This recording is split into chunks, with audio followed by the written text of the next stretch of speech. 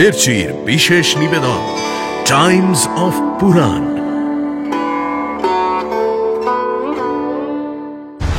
কালচক্রের গতি কি তবে থেমে যাবে ভগবান? তোমাকে অভিশাপ দিচ্ছি, তোমার চোখের সামনে তোমার বংশ একদিন ধ্বংস হয়ে যাবে কৃষ্ণ। তোমাদের এই দুঃসাহসের ফল তোমাদের বংশকে ভোগ করতে হবে।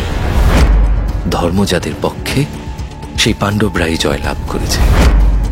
তারা পাপিষ্ঠ, খুব সাহস বেড়েছে তোর।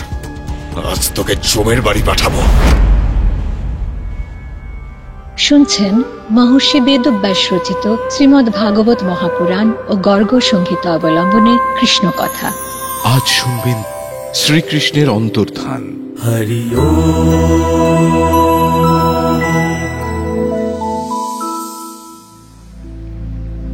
আচার্যদেব উদ্ধব্ধ শ্রীকৃষ্ণের কাছ থেকে বিদায় নিয়ে চলে গেলেন হিমালয়ের পথে। তারপর কি হলো প্রভু? এইবার কি তবে শ্রীকৃষ্ণের বিদায় নেবার পালা আসন্ন? দাপর যুগ তখন একেবারে অন্তিম লগ্নে।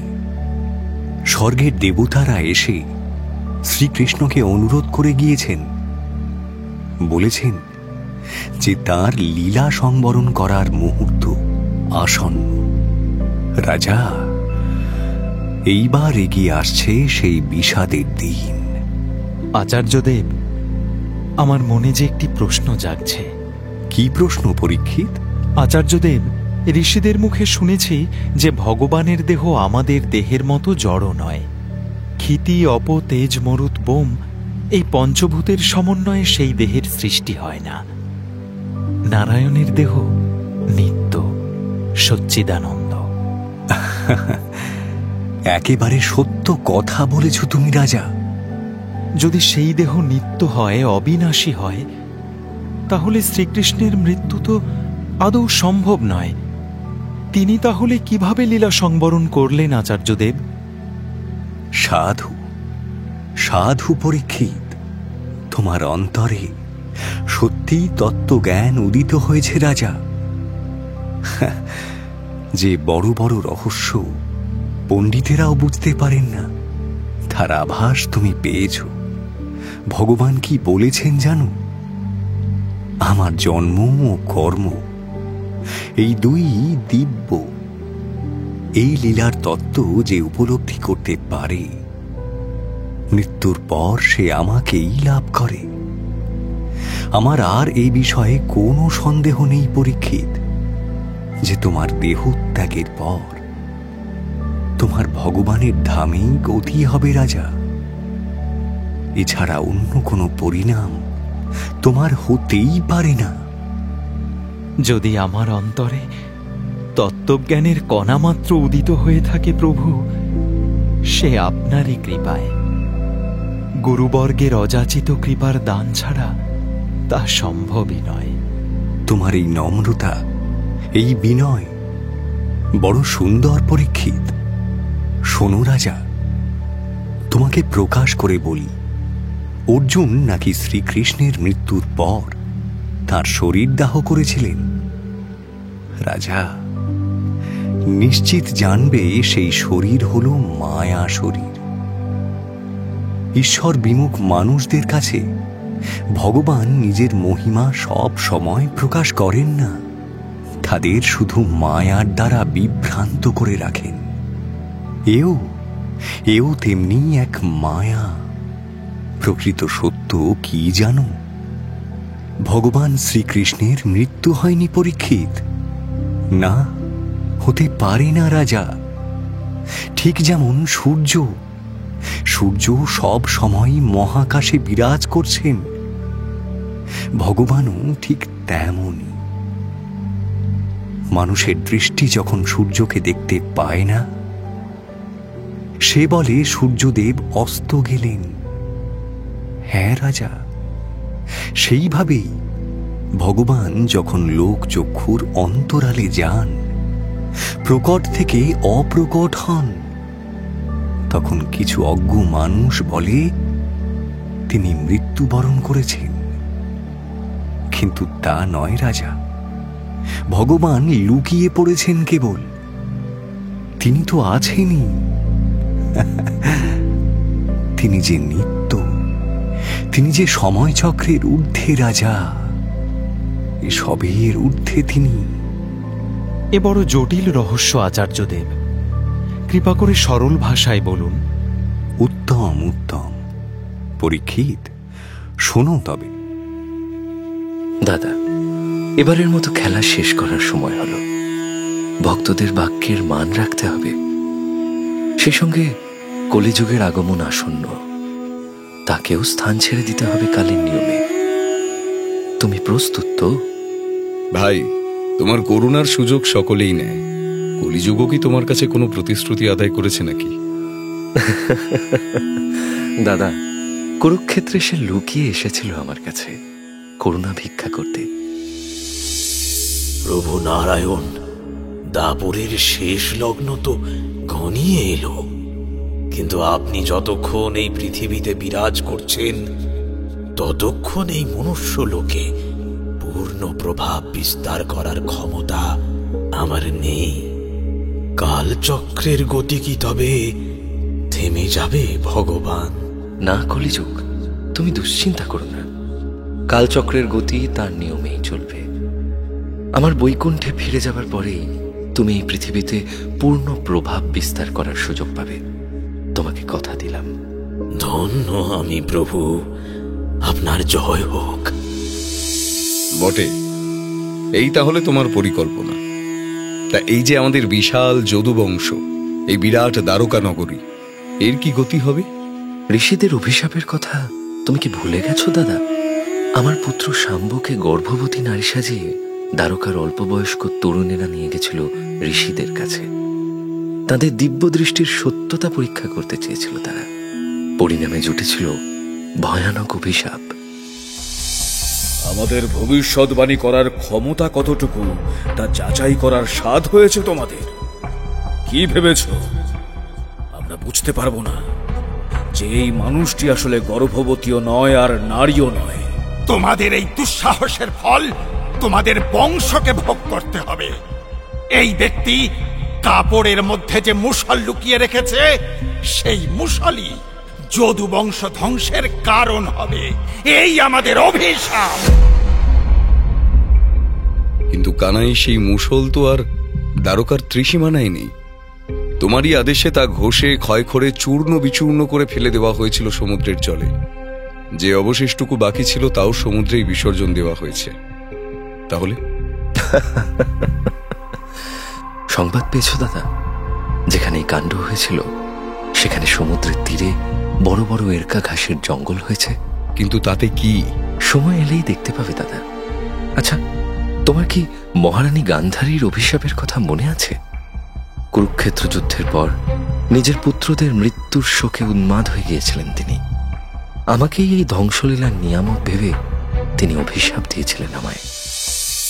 কৃষ্ণ, ইচ্ছে করলেই তুমি পারতে এই ভয়ানক যুদ্ধ থামাতে, কিন্তু তুমি এই ধ্বংস ঘটতে দিয়েছ। আমার বংশ ধ্বংস করেছ তুমি। আমি কুরুকুলের রাজমহিষী গান্ধারী, তোমাকে অভিশাপ দিচ্ছি। তোমার চোখের সামনে তোমার বংশ একদিন ধ্বংস হয়ে যাবে কৃষ্ণ। মাতা, আপনি সারা জীবন তপস্যা করেছেন। আপনার মুখ দিয়ে যে কথা অভিশাপের আকারে বেরিয়ে এসেছে তা আসলে অবশ্যম্ভাবী নিয়তি। তা ঘটবেই, আমি জানি। আপনি শান্ত হন, মনে করে দেখুন, আপনি কিন্তু আপনার পুত্র দুর্যোধনকে কোনোদিন বিজয়ের আশীর্বাদ দিতে পারেননি। সে আপনাকে প্রণাম করতে এলে আপনি প্রত্যেকবার বলেছেন ধর্মের জয় হোক। মনে পড়ে? আপনার সেই কথা বলেছে মাতা। ধর্ম যাদের পক্ষে সেই পাণ্ডবরাই জয়লাভ করেছে। আর আজ আপনি যা বললেন সেই কথাটিও ভুলবে, আমি নিশ্চিত। কৃষ্ণ, তোমার লীলা বোঝা ভার। এদিকে দ্বারকার নাগরিকেরা তো অস্থির হয়ে উঠেছেন। চারিদিকে অমঙ্গলের চিহ্ন। রাত নামলেই ঘুমের মধ্যে হানা দিচ্ছে দুঃস্বপ্ন। আপাতত এদের শান্ত করার একটা উপায় তো করো। ধ্বংস ছাড়া এই বংশের আর কোনো গতি এখন নেই দাদা। কলিযুগ আসছে, আর কলি মানেই কলহ। নিজেদের মধ্যে কলহ করেই এরা মরবে, এই বিধাতার ইচ্ছা। তবু তুমি যখন বলছো, আমি এদের আশ্বাস দেব। কাল এক সভার আয়োজন করো, সেখানেই আমি যা বলার বলবো। বেশ, তবে তাই হোক। নমস্কার সকলকে। এই সুধর্মা সভাগৃহে দ্বারকার প্রধান মানুষেরা সকলে উপস্থিত আছেন দেখতে পাচ্ছি। তাই সকলকে উদ্দেশ্য করেই আমি কিছু কথা বলছি। আপনারা জানেন, বেশ কিছুদিন ধরে দ্বারকায় এমন কিছু অমঙ্গলের চিহ্ন দেখা যাচ্ছে, যাতে সকলেরই মনে ভয় ঢুকেছে।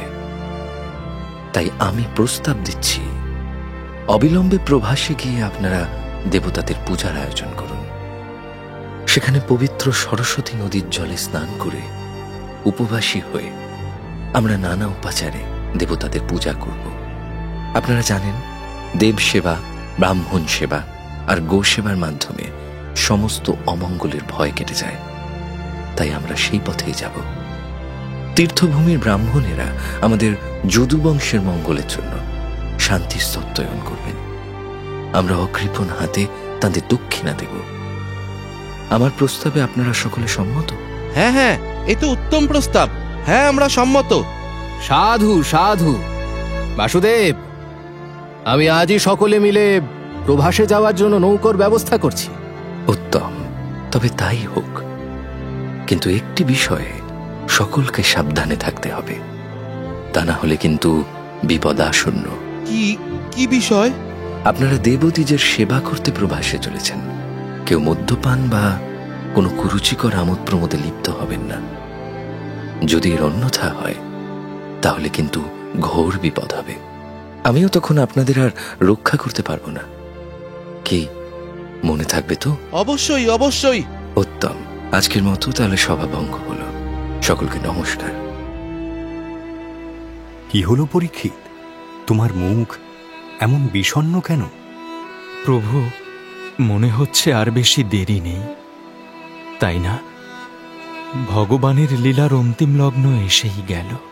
হ্যাঁ, তা তো বটেই। যদুবংশের ধ্বংস আসন্ন রাজা। আচার্যদেব, শ্রীকৃষ্ণের শ্যামসুন্দর তনু তার ভক্তদের চোখের মণি। তাই পৃথিবী থেকে অন্তর্হিত হলে ভক্তরা সেই বিরহ সহ্য করবেন কি করে? প্রভু, আপনার মুখেই শুনেছি, শ্রীকৃষ্ণকে একবার দর্শন করলে ব্রজের গোপীরা আর চোখ ফেরাতে পারতেন না। তন্ময় ভাবে তাকিয়ে থাকতেন সেই অপূর্ব লাবণ্যময় মুখের দিকে। হ্যাঁ পরীক্ষিত, অনেক সময় গোপীরা অতৃপ্ত হয়ে বিধাতা পুরুষের নিন্দাও করতেন। তখন বিধাতা সৃষ্টির কার্যটি ভালো মতো জানেনই না। কোটি কোটি নয়ন দেবার বদলে তিনি আমাদের মাত্র 2টি করে নয়ন দিয়েছেন।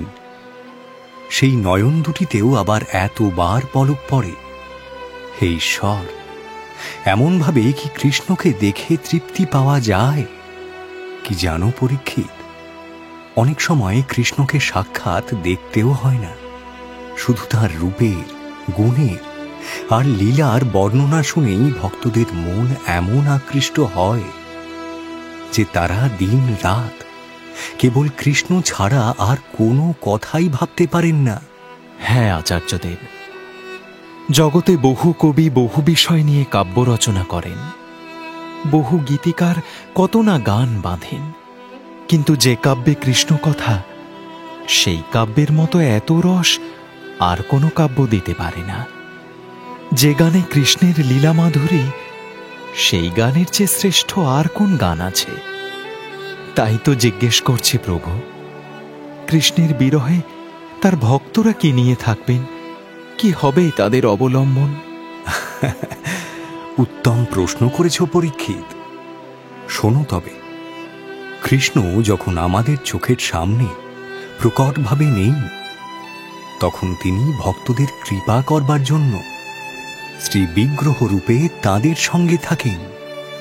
যে ভগবানের শ্রীমূর্তিকে কেবল কাঠ, পাথর বা মাটির তৈরি ভাস্কর্য ভাবে, সে ভগবানের কৃপা পায় না রাজা। কিন্তু যে ভক্ত প্রাণের আবেগ দিয়ে ভক্তি ভরে শ্রীমূর্তির অর্চনা করে, তার কাছে ভগবান নিজে ধরা দেন। সেই ভক্তের সামনে আবির্ভূত হয়ে তিনি তার সঙ্গে কথা বলেন, তার সঙ্গে খেলা করেন, এমনকি তার সঙ্গে মান অভিমান পর্যন্ত করেন। ভগবানের অশেষ কৃপা প্রভু। কিন্তু এখন কলিযুগ চলছে, শ্রীমূর্তির সেবার জন্য যে দক্ষতা, যে শুদ্ধাচারের প্রয়োজন হয়, তা যে খুব কম মানুষেরই আছে আচার্যদেব। যারা মন্ত্র জানে না, পূজার বিধি জানে না, শুদ্ধাচার জানে না, তারা তাহলে ভগবানের সেবা করবে কি করে? কিভাবে তারা কৃষ্ণের সঙ্গ লাভ করবে? এর উপায় আছে পরীক্ষিত। কলিযুগে সাধনের শ্রেষ্ঠ উপায় হল কৃষ্ণ নাম। ভগবানের নাম আর স্বয়ং ভগবান এক এবং অভিন্ন। নামের মধ্যেই ভগবান তার সমস্ত শক্তি অর্পণ করেছেন রাজা। নাম ভক্তকে কি দিতে পারে না রাজা? নামের বলেই তো ভক্তের সমস্ত সাধনার সিদ্ধি সম্ভব। কলিযুগে যে কৃষ্ণ নাম সাধন করে, সেই ধন্য পরীক্ষিত, সেই ধন্য। ধন্য আপনি প্রভু, আমার সব আশঙ্কা আপনি দূর করে দিলেন। রাজা, এইবার তাহলে তুমি ভগবানের অন্তর্ধান লীলা শোনার জন্য তৈরি তো? হ্যাঁ আচার্যদেব, আপনি কৃপা করে বলুন তারপর কি ঘটল। বেশ, শোনো তবে। প্রভাসে গিয়ে যাদবেরা কিন্তু কৃষ্ণের কথা মেনে চললেন না। আসলে অত্যন্ত শক্তিমান নায়কের সুরক্ষার ছায়ায় দিনের পর দিন থাকতে থাকতে অনেক সময় মানুষের মতিভ্রম হয়, জানো তো। সেভাবে যা খুশি তাই করবার অধিকার পেয়ে গিয়েছে সে, যিনি এতদিন তাকে সুরক্ষা দিয়ে এসেছেন। সেই প্রভুকেও সে তখন গ্রাহ্য করে না রাজা। আর যাদবদের এই দুর্গতি হয়েছিল। যাদবেরা কি কোনো অন্যায় কাজে জড়িয়ে পড়েছিল আচার্যদেব? একেবারেই তাই। প্রভাসে গিয়ে দেবদ্বিজের সেবায় মন দেওয়ার বদলে তারা কৃষ্ণের নিষেধ না মেনে শুরু করলেন সুরাপান। সুরা মানুষের বুদ্ধিকে নষ্ট করে দেয়, একেবারে উন্মাদ করে দেয় রাজা। সুরাপানে মত্ত হয়ে তারা পরস্পরের মধ্যে দ্বন্দ্ব আরম্ভ করলেন। এই যে কৃতবর্মা, তোমার মতো পাপিষ্ঠ লোক এই জগতে আর কে আছে হে? তুমি নাকি ক্ষত্রিয়? হ্যাঁ, তুমি একটা কাপুরুষ। তোমার মুখ দেখলে ঘেন্না হয় আমার। এই, মুখ সামলে কথা বলো সাত্তকী, নাহলে খড়গের এক কোপে তোমার মুন্ডু নামিয়ে দেব। তাই নাকি? আমার মুন্ডু নামিয়ে দেবে তুমি? বলি, তোমার লজ্জা করে না? আমাদের পরম পূজ্য শ্রীকৃষ্ণ যখন কুরুক্ষেত্রের যুদ্ধে পাণ্ডবদের পক্ষে যোগ দিলেন, তখন তুমি কি বলে দুর্যোধনের পক্ষ নিলে? তুমি মানুষ না পাষণ্ড? নিজের পক্ষ বেছে নেবার স্বাধীনতা সবার আছে সাত্তকী। আর সবাই তোমার মতো ভীরু নয় যে বাসুদেবের ভয়ে শুধু তিনি যা বলবেন মুখ বুঝে তাই করবে। বুঝেছ? বটে, আমি ভীরু। আর তুমি যে যুদ্ধের শেষ দিনে অশ্বত্থামার সঙ্গে রাত দুপুরে চুপি চুপি পাণ্ডবদের শিবিরে হানা দিয়েছিলে, তার বেলা ঘুমন্ত যোদ্ধাদের আত্মরক্ষার সুযোগ না দিয়ে তোমরা তো তাদের মেরে ফেললেই হাতি, ঘোড়া, সারথি, রাধুনী কাউকে রেহাই দিলে না হে। তারা কি দোষ করেছিল? বেশ করেছি, যা করেছি বেশ করেছি। তুমি আমার বিচার করার কে? কে তুমি? পাণ্ডবদের শিবিরে আগুন লাগিয়ে এতগুলো নিরপরাধ মানুষকে পুড়িয়ে মেরে তোমার লজ্জা নেই? আবার বলছো বেশ করেছি?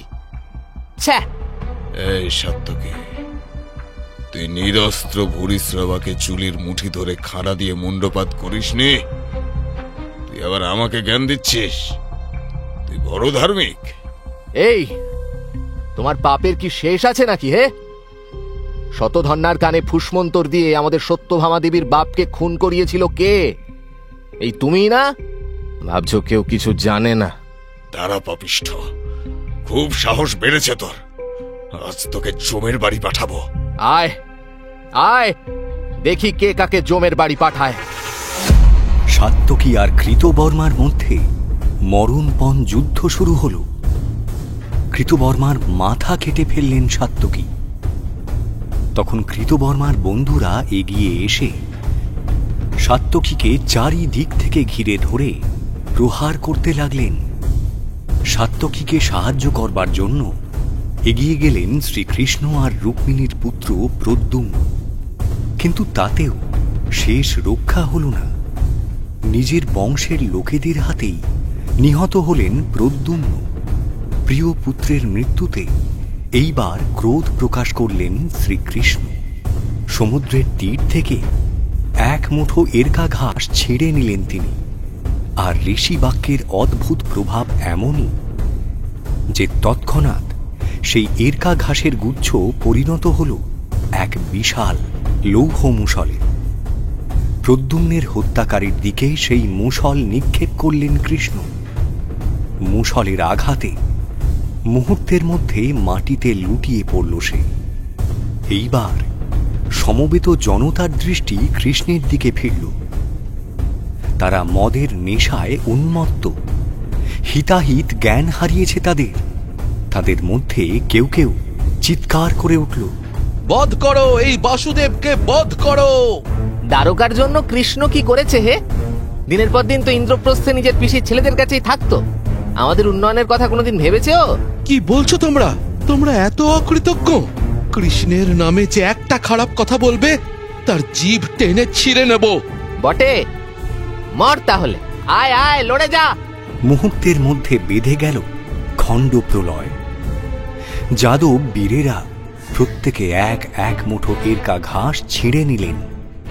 আর তাদের প্রত্যেকের হাতে দেখা দিল এক একটি লৌহ মুষল। পরস্পরকে নির্মমভাবে আঘাত করতে লাগলেন তাঁরা। মদের নেশায় ভাই ভাইকে হত্যা করল। বন্ধু বন্ধুর মাথা চুরমার করে দিল। পিতা বধ করল পুত্রকে। মাত্র অল্প কিছুক্ষণের মধ্যেই বিশাল যদুবংশের বীর পুরুষদের দল নিজেদের মধ্যে হানাহানি করে শেষ হয়ে গেল। আর রক্তে ভিজে লাল হয়ে গেল প্রভাসের তীর্থভূমির মাটি। শ্রীকৃষ্ণ বিষণ্ণ মুখে ফিরে চললেন সেই যুদ্ধভূমি থেকে। বলরাম কোথায়? বলরামের সন্ধানে সমুদ্রের তীর ধরে হেঁটে চললেন তিনি। আচার্যদেব, আপনার কথা শুনে মনে হচ্ছে এইবার হয়তো প্রভু বলরামের পৃথিবী ছেড়ে চলে যাওয়ার সময় আসন্ন। তুমি ঠিকই অনুমান করেছ রাজা। কৃষ্ণ কথার শুরু থেকেই বলরামের কাহিনী শুনে চলেছি প্রভু। সেই গোকুলে তিনি ছিলেন বালগোপালের খেলার সঙ্গী। বৃন্দাবনে গোচারণে গিয়ে দুই ভাই কত খেলা করেছেন, কত আনন্দ করেছেন। কৃষ্ণ যখন দ্বারকার রাজপুরুষ, তখনও তার সঙ্গী বলরাম। কিন্তু চিরসঙ্গী এই দুই ভাইয়ের বিচ্ছেদ হবে, এ দৃশ্য কি সহ্য করা যায় প্রভু? বলরাম আর কৃষ্ণের বিচ্ছেদ তাত্ত্বিক দৃষ্টিতে কখনোই সম্ভব নয় রাজা। এ কেবল নরলীলার একটি দৃশ্য মাত্র। রাজা, বলরাম যে কৃষ্ণেরই দ্বিতীয় মূর্তি। কৃষ্ণ যখন নারায়ণ স্বরূপে বিস্তীর্ণ প্রলয় জলে যোগনিদ্রায় আচ্ছন্ন থাকেন, বলরাম তখন অনন্ত নাগরূপে হয়ে ওঠেন তাঁর শয্যা। কৃষ্ণ যখন শ্রীরামচন্দ্র রূপে পৃথিবীতে অবতীর্ণ হন, তখন বলরাম লক্ষণ ভাই রূপে হন তার ছায়া সঙ্গী। কৃষ্ণ আর বলরাম যুগে যুগে দেশে দেশে পরস্পরের লীলার সহায় পরীক্ষিত। তুমি শান্ত মনে শোনো তারপরে কি ঘটল। সমুদ্রের এক নির্জন স্থানে এসে কৃষ্ণ দেখলেন সেখানে যোগাসনে স্তব্ধ হয়ে বসে আছেন প্রভু বলরাম। তার নয়ন দুটি বন্ধ, তার দেহে কোনো স্পন্দন দেখা যাচ্ছে না। পরমাত্মার ধ্যানে বলরাম তখন একাগ্র, একেবারে তন্ময় হয়ে আছেন। ধীরে ধীরে বলরামের মুখ থেকে বেরিয়ে এলেন বিরাট এক শ্বেত শুভ্র নাগরাজ, সহস্র ফণা সেই নাগরাজের। তিনি এগিয়ে চললেন সমুদ্রের দিকে। ঠিক সেই সময় নাগবাহিনীকে সঙ্গে নিয়ে আবির্ভূত হলেন জলাধিপতি বরুণ। ভগবান শেষনাগ, আমার প্রণাম গ্রহণ করুন। প্রভু, আজ মর্তধামে আপনার লীলার সমাপ্তি ঘটল। এই দৃশ্যের সাক্ষী হতে পেরে আমি ধন্য প্রভু। মঙ্গল হোক বরুণ দেব। প্রভু, আপনার বিরাট নাগমূর্তিতে আপনি এই শশা গড়া ধরণীকে আপনার ফণার উপরে ধরে রাখেন। আপনার আশ্রয়েই আমরা দেবতারা নিশ্চিন্তে 3 ভুবনের প্রতিপালন করি। তথাস্তু। শেষ নাগ ও তার ভক্তরা অন্তর্ধান করলেন। বলরামের লীলা সংবরণ দৃশ্য দেখে শ্রীকৃষ্ণ বুঝলেন এবার তাঁরও এই মর্তভূমি ছেড়ে যাওয়ার মুহূর্ত আসন্ন। তিনি সমুদ্র তীর থেকে চললেন এক বনে। নির্জন শান্ত সেই অরণ্যে এক পিপুল গাছের ছায়ায় বসলেন শ্রীকৃষ্ণ। তারপর কি ঘটল প্রভু? সেই যে মুষলের শেষ ভাগ, যা আর চূর্ণ করা যায়নি, সেটির কথা মনে আছে তো পরীক্ষিত? সেই লোহার খণ্ডটি সমুদ্রে ফেলে দেওয়ার পর এক বিশাল মাছ সেটিকে গিলে ফেলেছিল। কিছুদিন বাদে সেই মাছ ধরা পড়ল এক জেলের জালে। আর কালচক্রের অমোঘ গতি এমনই যে জরা নামক এক ব্যাধ সেই মাছটি কিনল। মাছটি কাটার সময় সে মাছের পেট থেকে লোহার খণ্ডটি পেল, আর তা দিয়ে তৈরি করল তার তীরের ফলা। এই তীরের ফলাই কি তবে শ্রীকৃষ্ণের লীলা সংবরণের কারণ হয়ে উঠল আচার্যদেব? ঠিক ধরেছ পরীক্ষিত। কৃষ্ণ যখন সেই অরণ্যে পিপুল গাছের ছায়ায় বিশ্রাম করছেন, জরা তখন সেই অরণ্যেই ধাওয়া করেছে হরিণের পিছু পিছু। জরা তীর ছুঁড়ল, কিন্তু সে হরিণের মাথা ভেবে যেটিকে ভুল করেছিল, আসলে তা ছিল কৃষ্ণের চরণ। শিকারে সফল হয়েছে ভেবে উল্লাসে জরা ছুটে এলো সেই পিপুল গাছের তলায়। কিন্তু এ কি? এ তো হরিণ নয়, এ যে দ্বারকার রত্ন স্বয়ং বাসুদেব। এ কি ভয়ানক ভুল করে বসল সে! হাহাকার করতে করতে জরা লুটিয়ে পড়ল কৃষ্ণের পায়ে। প্রভু, এ আমি কি করলাম? হায় হায়, যিনি ভারতবর্ষের শ্রেষ্ঠ পুরুষ, সেই বাসুদেবকে আমি তীরবিদ্ধ করলাম। প্রভু প্রভু, ক্ষমা চাইবার মুখও আমার নেই। আমাকে দণ্ড দিন প্রভু, আমাকে দণ্ড দিন, আমাকে দণ্ড দিন। কেঁদো না ব্যাধ, কেঁদো না। এ আমারই পরিকল্পনা। তুমি এই ঘটনায় নিমিত্ত মাত্র। ঋষিদের অভিশাপ সে তো ফলবেই। প্রভু, শুনেছি ঋষিরা বলেন আপনি স্বয়ং ভগবান। আপনাকে আঘাত করার পাপে আমি কি তবে সব অংশে নরকে যাব প্রভু? কি গতি হবে আমার? না জরা, তোমার গন্তব্য নরক নয়, স্বর্গ। তুমি আমার লীলার সহায়ক। আর আর তোমার বংশের কথা বলছো? আসন্ন কলিযুগে আমার ধামে শবরেরাই যে আমার সেবার সহায়ক হবে। সে কোন ধাম প্রভু? চিরকাল ব্রাহ্মণেরাই ভগবানের সেবা করেন। শবর জাতির মানুষেরা কি কখনো সেই সৌভাগ্য পাবে? সেই ধাম হল ভারতের পূর্ব প্রান্তে। তার নাম শ্রীক্ষেত্র। তার অনেক নাম, নীলাচল, শঙ্খক্ষেত্র, আরো কত। আসন্ন কলিযুগে দাদা বলরাম আর সুভদ্রার সঙ্গে আমি সেই শ্রীমন্দিরের রত্নবেদিতে বিরাজ করব। তখন আমার নাম হবে পুরুষোত্তম জগন্নাথ। সেই মন্দিরে ব্রাহ্মণদের পাশাপাশি সবর জাতীয় আমার সেবা করবে বৎস। তাদের লোকে দৈতাপতি নামে জানবে। এই ধামে কি তবে জাতপাতের ভেদ থাকবে না প্রভু? সেই ধামে আমার মহাপ্রসাদ সব জাতির মানুষ একসঙ্গে গ্রহণ করবে চড়া। কোনো ছোঁয়াছুঁয়ির বিচার, উচ্ছিষ্টের বিচার সেই মহাপ্রসাদে থাকবে না। চণ্ডালের হাত থেকে নিয়ে সেই মহাপ্রসাদ ব্রাহ্মণেরা মাথায় ঠেকিয়ে গ্রহণ করবে। ধন্য তুমি প্রভু, ধন্য তোমার মহিমা। শ্রীকৃষ্ণের আশ্বাস পেয়ে জরাব্যাধ শান্ত মনে বিদায় নিল। এদিকে কৃষ্ণের সারথি দারুক তার গরুড়ধ্বজ রথ নিয়ে তাকেই খুঁজে বেড়াচ্ছিল। সে এবার কৃষ্ণের কাছে এলো। উফ, এই ভয়ানক দৃশ্য সহ্য করা যায় না। প্রভাসের সমুদ্র তীরে মৃতদেহের পাহাড় জমেছে, রক্তে বালির স্তূপ রাঙা হয়ে গেছে। হে ঈশ্বর, প্রভুকে কখন থেকে খুঁজছি, তিনি যে কোথায় গেলেন? প্রভু, প্রভু বাসুদেব, আপনি কোথায় প্রভু? শুনতে পাচ্ছেন প্রভু? প্রভু, এই যে প্রভুর কণ্ঠের মালা থেকে তুলসীর সুগন্ধ আসছে।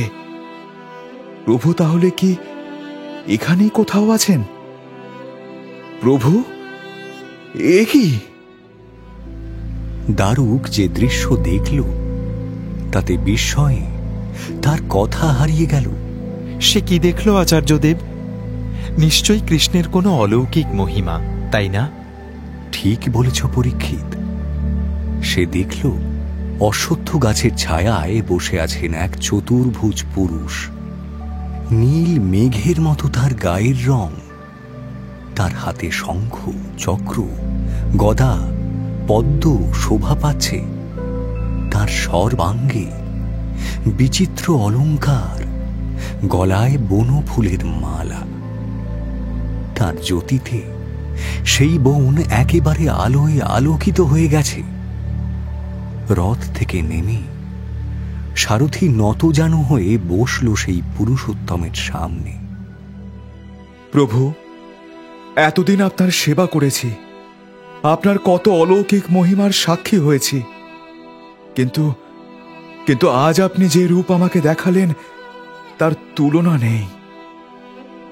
প্রভু, আপনি বৈকুণ্ঠের ঈশ্বর, আপনি সেখানেই ফিরে যাচ্ছেন, এ আমি বুঝেছি। দারুক যখন কৃষ্ণের সাথে কথা বলছে তখনই এক আশ্চর্য ঘটনা ঘটল রাজা। কি ঘটল আচার্যদেব? দারুক যে গরুড়ধ্বজ রথ এনেছিল তা দারুকের চোখের সামনেই আকাশে উঠল। দেখতে দেখতে মেঘের আড়ালে মিলিয়ে গেল চারটি অশ্ব সমেত বিশাল সেই রথ।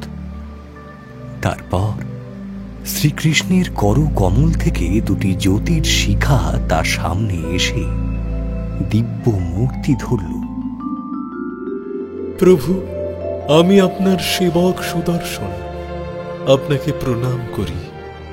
আপনার লীলায় অংশ নেবার জন্য আপনি বৈকুণ্ঠ থেকে আমাকে পৃথিবীতে এনেছিলেন। এই সৌভাগ্যে আমি ধন্য প্রভু। এখন সেবকের প্রতি কি আদেশ ভগবান? প্রভু, আপনার সেবিকা কৌমোদকী গদার প্রণাম গ্রহণ করুন। আপনার সেবা করার জন্যই আমার পৃথিবীতে আগমন। দাসীর প্রতি এখন কি আজ্ঞা ভগবান? হে সুদর্শন, হে কৌমুদকী, তোমরা আমার সকল অস্ত্রের মধ্যে প্রধান। তোমরা সঙ্গে ছিলে, তাই আমার প্রিয় দুই সেবক জয় আর বিজয়ের অসুর দেহ চিরকালের জন্য নাশ হয়েছে। শাপ মুক্তি ঘটেছে তাদের। পৃথিবীতে আমার লীলার শেষ লগ্ন উপস্থিত। তোমরা বৈকুণ্ঠে ফিরে যাও, সেখানে আমার আগমনের অপেক্ষা করো। আমার অন্যান্য অস্ত্রদেরও সঙ্গে নিয়ে যাও। যথা আজ্ঞা প্রভু। প্রণাম। কল্যাণ হোক। ভগবানের আদেশ অনুসারে তার রথের মতো তার অস্ত্ররাও আকাশ পথে রওনা দিল বৈকুণ্ঠের দিকে। সারথি দারুক এতক্ষণ বিস্ময়ে হতবাক হয়েছিল। এইবার তার দিকে ফিরে শ্রীকৃষ্ণ তাকে অন্তিম আদেশ দিলেন। বৎস দারুক, তুমি দ্বারকায় ফিরে যাও। সেখানে গিয়ে আমার আত্মীয়দের বলো যদুবংশ নাশ হয়েছে। বলরাম আর আমি ফিরে গিয়েছি পরম ধামে। তাদের বলবে অর্জুন তাদের নিতে এলে তারা এতটুকুও দেরি না করে যেন ইন্দ্রপ্রস্থে চলে যান। প্রভু, দ্বারকায় আপনার স্মৃতি চারিদিকে ছড়িয়ে আছে। তারা কি শেষ কটা দিন এই নগরীতে থাকতে পারবেন না? তাদের যেতেই হবে। হ্যাঁ দারুক, এ আমার আদেশ। সমুদ্রের অধিপতি বরুণদেব এই নগরী স্থাপনের জন্য এই ভূমি আমাকে দিয়েছিলেন। আমার পৃথিবী ত্যাগ করার পর তিনি ক্রমশ তা ফিরিয়ে নেবেন। সমুদ্রের জলে ডুবে যাবে দ্বারকা নগরী। তাই তাঁদের যে ইন্দ্রপ্রস্থে যেতেই হবে। যথা আজ্ঞা প্রভু। প্রভু, সারা জীবন আপনার সেবা করলাম, কিন্তু এমন ভয়ঙ্কর ঘটনা দেখতে হবে এ আমি স্বপ্নেও ভাবিনি। দারুক, এ সমস্তই আমার নির্দেশ অনুসারে যোগমায়ার খেলা। তুমিও আমার নির্দেশ অনুসারে ভক্তি ধর্ম অবলম্বন করো। তাতেই তোমার ইহকাল ও পরকালে মঙ্গল হবে। আর দেরি করো না বৎস, দ্বারকায় ফিরে যাও। দুঃখে চোখের জল ফেলতে ফেলতে ভগবানকে প্রদক্ষিণ ও প্রণাম করে দ্বারকায় ফিরে গেল দারুক। এইবার ভগবানের পরম ধামে যাবার সময় আসন্ন বুঝে সেখানে নেমে এলেন দেবতার দল। কে কে এলেন প্রভু? ব্রহ্মা, শিব, ইন্দ্র সকলেই এলেন? অবশ্যই পরীক্ষিত। পিতামহ ব্রহ্মা, দেবাদিদেব মহাদেব, দেবী পার্বতী তো এলেনই। সেই সঙ্গে দেবরাজ ইন্দ্রের নেতৃত্বে সেখানে এলেন দেবতার দল। এলেন ঋষি মুনি প্রজাপতিরা, এলেন গন্ধর্ব কিন্নর অপ্সরার দল। তারা সকলে মিলে সমস্বরে ভগবানের জয়ধ্বনি দিতে লাগলেন।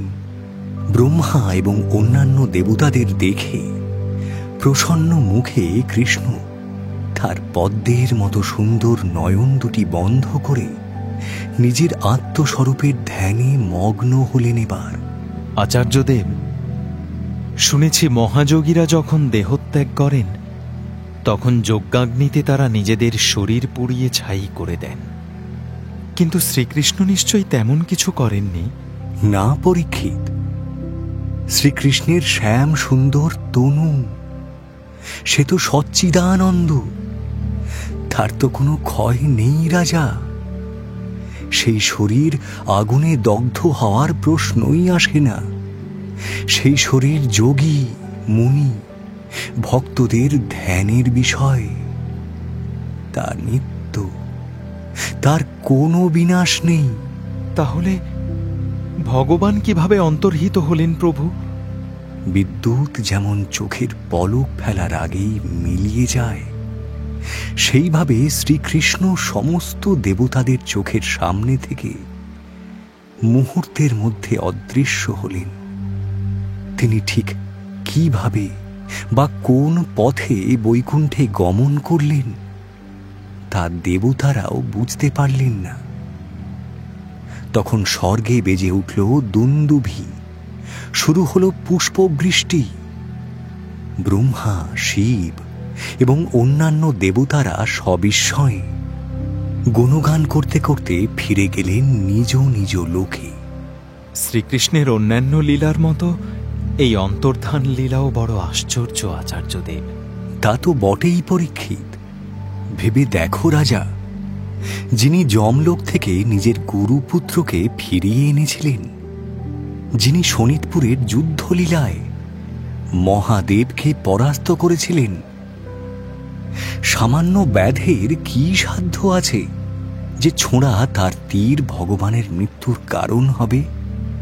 পরীক্ষিত, তোমার মনে আছে তো গর্ভবাসকালে তুমি সেই ভগবানের চতুর্ভুজ মূর্তি দর্শন করেছিলে? হ্যাঁ আচার্যদেব, মনে আছে। তারপর সারা জীবন তাকে খুঁজে বেরিয়েছি, কিন্তু তার দেখা পাইনি। আর সেই কষ্ট আমাকে কত রাত ঘুমোতে দেয়নি।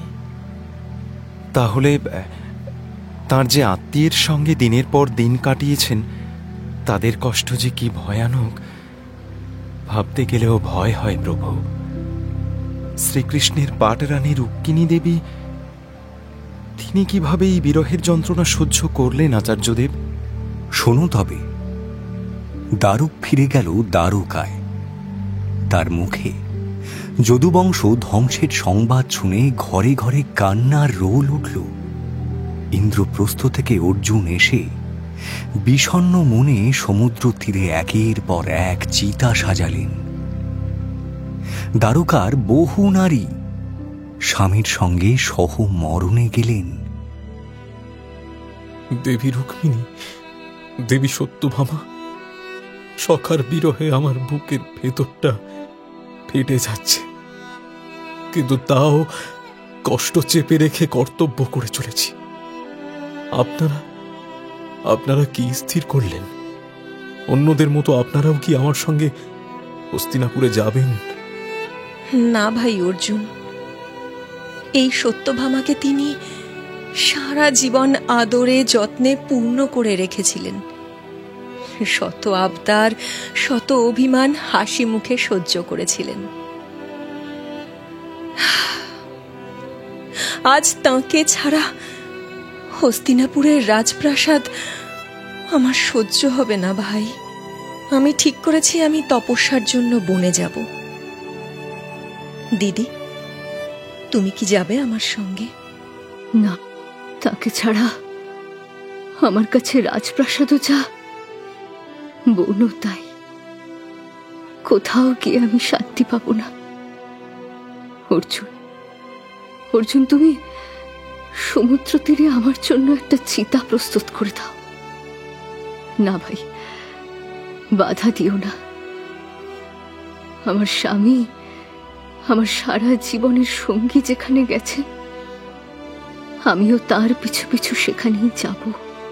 দিদি, তোমার বংশধর বজ্র এখন যাদবের অধিপতি হবে। তুমি তার অভিষেক অবধি দেখে যাবে না? তার জন্য আমার আশীর্বাদ তো রইলই। তোমরা শান্ত মনে আমায় বিদায় দাও। দিদি, তোমার মতো করে আমি তাকে কোনো দিন ভালোবাসতে পারিনি গো, আর পারবো না। রুক্মিণী কৃষ্ণের সঙ্গিনী হওয়ার জন্য গেলেন বৈকুণ্ঠে। সত্যভামা তপস্যার জন্য গেলেন বনে। দ্বারকার অল্প কয়েকজন সদস্যকে নিয়ে ইন্দ্রপ্রস্থে ফিরে এলেন অর্জুন। সেখানে ব্রজের অভিষেক হল। প্রভু, মনে একটি প্রশ্ন জাগছে আমার।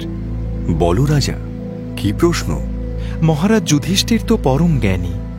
বেদ ও অন্যান্য শাস্ত্র তিনি গভীরভাবে উপলব্ধি করেছেন। ভগবানের বৈকুণ্ঠে ফিরে যাওয়ার সম্বন্ধে তিনি কি কোনো ইঙ্গিত পেয়েছিলেন? অবশ্যই পেয়েছিলেন রাজা। শোনো তবে সেই কথা। বহুদিন হল শ্রীকৃষ্ণের সংবাদ নেওয়ার জন্য অর্জুন দ্বারকায় গিয়েছেন। আজও তো ফিরলেন না। যুধিষ্ঠিরের মন চিন্তামগ্ন। এরই মধ্যে একদিন ভীমসেন এসে তাকে বললেন, লক্ষ্য করেছ দাদা, কিছুদিন হলো হস্তিনাপুরে অপরাধ প্রবণতা কি ভীষণ বেড়ে গেছে। চুরি, ডাকাতি, অপহরণ, জালিয়াতি সবই যেন দিনে দিনে বাড়ছে। দাদা, মহর্ষি নারদ বলেছিলেন কলিযুগ আসতে আর দেরি নেই। এ কি তবে তারই লক্ষণ? হ্যাঁ ভীম, সেরকমই তো মনে হচ্ছে।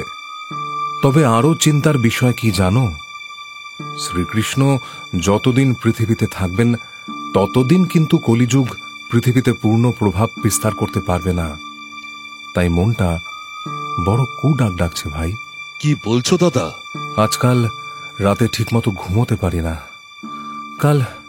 কাল সারা রাত কয়েকটা কুকুর কি করুণ সুরে কান্নাকাটি করছিল, শুনলেই বুকটা ছ্যাঁত করে ওঠে। কতদিন হয়ে গেল অর্জুন দ্বারকায় গিয়েছে, তারও ফেরার নাম নেই। কি যে হলো। কাল মন্দিরে গিয়েছিলাম, সেখানেও এক অশুভ ইঙ্গিত পেলাম।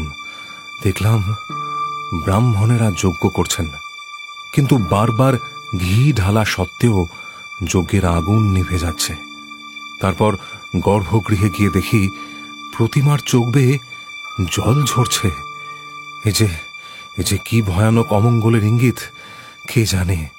যুধিষ্ঠির আর ভীম কথা বলছেন, ঠিক সেই সময় সেখানে উপস্থিত হলেন অর্জুন। যুধিষ্ঠির লক্ষ্য করলেন অর্জুন অভ্যাস মতো মহারাজকে প্রণাম করলেন বটে, কিন্তু তার মুখ শুকনো, চোখে টলমল করছে জল। অর্জুন, তোমার মুখে এমন বিষাদ কেন ভাই? দ্বারকাতে কি কেউ তোমায় অপমান করেছে? কোনো কটু কথা বলেছে? না দাদা, দ্বারকায় আমাকে অপমান করবে এমন সাধ্য কার আছে? তবে মামা বসুদেব বৃদ্ধ হয়েছেন, তিনি কুশলে আছেন তো? দেবকী, রোহিণী এরা আমাদের মায়ের মতো স্নেহ করেন, এরা প্রত্যেকে ভালো আছেন তো? জানো অর্জুন, কয়েকদিন ধরে বড় খারাপ ইঙ্গিত পাচ্ছি। আমাদের চিরজীবনের বন্ধু কৃষ্ণ, তিনি আমাদের ত্যাগ করেননি তো? কৃষ্ণ আমাকে বঞ্চনা করেছেন দাদা। আমাকে সঙ্গে না নিয়েই তিনি বৈকুণ্ঠে চলে গেছেন। হে ঈশ্বর! কৃষ্ণ সঙ্গে ছিলেন বলেই আমি খাণ্ডব বন দহন করতে পেরেছিলাম। দাদা, কৃষ্ণ আজ নেই। ইন্দ্রপ্রস্থের এই বৈভব, এই সৌন্দর্য কিছুই আমার ভালো লাগছে না। মনে হচ্ছে সারা পৃথিবীটা অন্ধকার হয়ে গেছে। কৃষ্ণ আর নেই, তাহলে আমাদেরই বা পৃথিবীতে থেকে লাভ কি? অর্জুন, মনে আছে মগধে জরাসন্ধের সঙ্গে সেই মল্লযুদ্ধ? কোনোভাবেই জরাসন্ধকে বধ করতে পারছিলাম না আমি। তখনই তো গোবিন্দ একটি ঘাস চিরে আমাকে ইঙ্গিত দিলেন, আর কুরুক্ষেত্রের যুদ্ধে তিনি যে এরকম কত সাহায্য আমাকে করেছেন তার কোনো শেষ নেই। আমি জানি তিনি স্বয়ং ভগবান নারায়ণ, তাও এই অধমের রথের সারথি হয়ে আমাকে কৃপা করেছেন তিনি। দাদা, কৃষ্ণবিহীন এই পৃথিবীতে থেকে আমাদের কি লাভ? হ্যাঁ অর্জুন, তুমি ঠিকই বলেছ। আমারও এবার অবসর নেওয়ার সময় হলো। আমি কিছুদিন ধরেই মনে মনে ভাবছিলাম অভিমন্যুর পুত্র পরীক্ষিতকে হস্তিনাপুরের সিংহাসন দান করে আমি তপস্যা করতে যাব। সে এখন রাজা হওয়ার উপযুক্ত হয়েছে। ভীম আর দেরি নয়, পরীক্ষিতের রাজ্যাভিষেকের আয়োজন করো। হস্তিনাপুরের প্রাসাদের মনে তখন ঘোর বিষাদ। ৩৬ বছর ধরে যে পরম ধার্মিক রাজা যুধিষ্ঠির তাদের সন্তান স্নেহে আগলে রেখেছিলেন, তিনি আজ রাজার দায়িত্ব ছেড়ে বনে যাবেন। আমার তখন বয়স নিতান্ত কম আচার্যদেব, পরিস্থিতির গুরুত্ব বুঝিনি। গুরুজনেরা যে যা আদেশ দিয়েছেন তা আমি তখন নির্বিচারে পালন করেছি। তবু আমার মনে হচ্ছিল মহাপ্রস্থানে যাবার আগে পিতামহ অর্জুন যেন সেই ভীষণ শোকের ধাক্কা অনেকখানি কাটিয়ে উঠেছিলেন।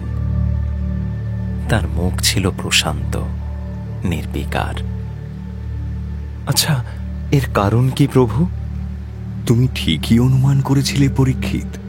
সিদ্ধান্ত নেওয়ার পর অর্জুন কৃষ্ণের চিন্তায় একেবারে ডুবে গিয়েছিলেন। তখন তিনি এক মনে ভাবছিলেন কুরুক্ষেত্র যুদ্ধের শুরুতে কৃষ্ণের মুখ নির্গত সেই অমূল্য উপদেশগুলির কথা। হে অর্জুন, তোমার মন আমাকে অর্পণ করো, আমার ভক্ত হও। আমার পূজা করো, আমাকে নমস্কার করো, তুমি আমাকেই পাবে, এতে কোনো সন্দেহ নেই। যে আমার ভক্ত সে আমাকে পাবেই, এই আমার প্রতিজ্ঞা। পার্থ, সকল ধর্ম ত্যাগ করে তুমি একমাত্র আমার শরণাগত হও, আমি তোমাকে সমস্ত পাপ থেকে মুক্ত করব। বন্ধু, তুমি শোক করো না। একেই বলে শ্রী গুরুর বাণী সেবা। বুঝলে রাজা? বাণী সেবা এর অর্থ কি প্রভু? শোনো, গুরুদেব যখন সশরীরে শিষ্যের সামনে উপস্থিত থাকেন, তখন শিষ্য প্রত্যক্ষভাবে তার সেবার সৌভাগ্য পায়। একে বলে বপু সেবা। বোঝা গেল? আর গুরুদেব যখন আড়ালে যান, মানে চোখের সামনে না থাকেন, তখন কি সেবা বন্ধ থাকবে রাজা? না, একেবারেই নয়। শিষ্য তখন গুরুদেবের বাণী সেবা করবে। গুরুদেব তাকে যা যা শিখিয়েছিলেন, যা যা বলেছেন, সে অহরহ সেই সব শিক্ষা স্মরণ করবে আর সেই মতো আচরণ করতে চেষ্টা করবে। কি এবার স্পষ্ট হলো তো রাজা? হ্যাঁ আচার্যদেব, কৃপা করুন, আমিও যাতে আপনার বাণী সেবা থেকে কখনো সরে না আসি। নিশ্চয়ই। তুমি যে মহাত্মা অর্জুনের বংশধর রাজা। কুরুক্ষেত্র যুদ্ধের শুরুতেই অর্জুন কৃষ্ণের কাছে শিষ্যরূপে আত্মসমর্পণ করেছিলেন। তাই তো জগতের গুরু কৃষ্ণ বিশেষভাবে অর্জুনের গুরু হলেন, আর আমরা পেলাম ভগবদ গীতা। শোনো রাজা, তোমায় যুধিষ্ঠিরের মহাপ্রস্থানের কথা বলি। হ্যাঁ আচার্যদেব, দয়া করে বলুন। সকল বন্ধুর কাছ থেকে বিদায় নিয়ে যুধিষ্ঠির রাজ আভরণ ত্যাগ করলেন, ফেলে দিলেন রাজকীয় বস্ত্র, জীর্ণ বলকল পরে সর্বত্যাগী সন্ন্যাসীর বেশে মহারাজা নেমে এলেন পথের ধুলায়। উত্তর দিকে হিমালয়ের পথে তাঁর যাত্রা শুরু হল। তিনি তখন কি চিন্তা করছিলেন আচার্যদেব? তিনি চিন্তা করছিলেন এক এবং অদ্বিতীয় পরম ব্রহ্ম সম্বন্ধে। উপনিষদে যাকে পরম ব্রহ্ম বলা হয়, তিনিই তো সখা কৃষ্ণ। তাকে চিন্তা করতে করতেই পথ চলতে লাগলেন যুধিষ্ঠির। আর তার ভাইরা, মহারানী দ্রৌপদী, তারা কি করলেন? জীবনের কোনো পরিস্থিতিতেই তো ভাইরা যুধিষ্ঠিরের সঙ্গ ছাড়েননি রাজা। তাই জীবনের শেষেও তারা দাদার পথই গ্রহণ করলেন। আর মহারানী দ্রৌপদীও সখা কৃষ্ণের কথা চিন্তা করতে করতে তাদের সঙ্গিনী হলেন। তিনিও চললেন মহাপ্রস্থানের পথে। তাদের এই পথ কোথায় সমাপ্ত হলো প্রভু? কেন? কৃষ্ণের কাছে, সেই পরম ধাম বৈকুণ্ঠে, যে লোকে সূর্য, চন্দ্র, অগ্নির বা আলোর কোনো প্রয়োজন হয় না, সেই পরম লোকে। যে বৈকুণ্ঠে পৌঁছলে ভক্তদের আর মায়াময় সংসারে ফিরে আসতে হয় না রাজা। সেই পরম ধামেই তারা ভগবানের নিত্য সেবায় নিযুক্ত হলেন। আমিও কি সেই পরম ধামে যেতে পারবো আচার্যদেব? আমিও কি আবার শ্রীকৃষ্ণের দেখা পাবো? নিশ্চয়ই পাবে। প্রাণের সখা শ্রীকৃষ্ণ যে তোমারই প্রতীক্ষায় আছে। হরে কৃষ্ণ, হরে কৃষ্ণ, হরে কৃষ্ণ, হরে রাম, হরে রাম, রাম রাম হরে। কৃষ্ণ ফিরে গেলেন পরম ধামে। তাঁকে অনুসরণ করলেন পঞ্চপাণ্ডব আর দ্রৌপদী। এদিকে পৃথিবীতে এসে গিয়েছে কলিযুগ। কি অবস্থা হবে এবার, সেই কাহিনী নিয়ে আমরা ফিরে আসব পরের পর্বে। শুনলেন মহর্ষি বেদব্যাস রচিত শ্রীমদ্ ভাগবত মহাপুরাণ ও গর্গ সংহিত অবলম্বনে কৃষ্ণ কথা। মুখ্য ভূমিকায় সুখদেব, শুভজিৎ চ্যাটার্জি, পরীক্ষিত, স্পন্দন দাস, শ্রীকৃষ্ণ, গৌরব তপাদার, বলরাম, ব্রতদীপ মুখার্জি, ঋষি, মলয় দেবনাথ, সুদীপ্ত ঘোষ, কলিযুগ, কৌশিক ব্যানার্জি, গান্ধারী, আম্রপালি ঘোষ মিত্র, সাত্তকী, সায়ন্তন ঘোষ, বরুণ দেব, স্নেহাদ্রি শেখর দাস, রুক্মিণী, অধ্যায় সাহা, সত্যভামা, সঙ্গীতা গাঙ্গুলি, যুধিষ্ঠির, সৌম্যাদিত্য মুখার্জি, ভীম, রামস্বরূপ গাঙ্গুলি। নাট্যরূপ মহুয়া বন্দ্যোপাধ্যায় ও উৎসব চৌধুরী। শব্দগ্রহণ ও আবহ সত্যজিৎ সেন। শব্দ পরিকল্পনা ও মিশ্রণ সব্যসাচী মুখার্জি। পরিচালনায় শাওলি মজুমদার। সৃজনশীল পরিচালনা ইন্দ্রাণী চক্রবর্তী। প্রযোজনা প্যাস্টেল এন্টারটেইনমেন্ট। টাইমস অফ পুরাণ আপনার জন্য মির্চি বাংলা ইউটিউব চ্যানেল এবং গানা অ্যাপে।